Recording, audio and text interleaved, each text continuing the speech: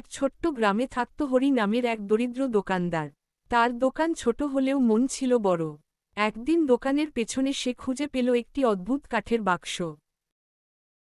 এটা এখানে এলো কিভাবে? ওরে বাবা, এটা তো দামি রত্ন। সেদিনের মতো পরদিনও বাক্স থেকে আরেকটি রত্ন বের হল। তারপর দিন দিন রত্ন জমতে থাকল। এগুলো কোথায় পেল হরি? আমাদের ভাগ্য খুলে গেছে মীরা, বাক্সটা প্রতিদিন রত্ন দেয়। তাই বলে লোভ করো না, যা আসে তাতেই খুশি থাকো। কিন্তু কয়েকদিন যেতে না যেতেই হরির মাথায় ভয়ানক লোভ চেপে বসল। যদি বাক্সের ভিতর অনেক রত্ন জমে থাকে, সব একবারে বের করলে তো আমি এই গ্রামে সবচেয়ে ধনী হয়ে যাব।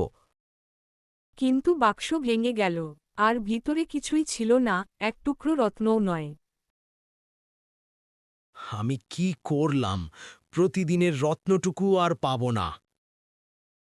বলেছিলাম হরি, লোভ করলে হাতেরটাও হারাতে হয়। সেদিন হরি বুঝেছিল, লোভ মানুষকে ধনী নয়, বরং আরও দরিদ্র বানায়। আজ থেকে আমি যা আছে তাতেই খুশি। লোভ করলে তো তার ফল ভোগ করতেই হয়।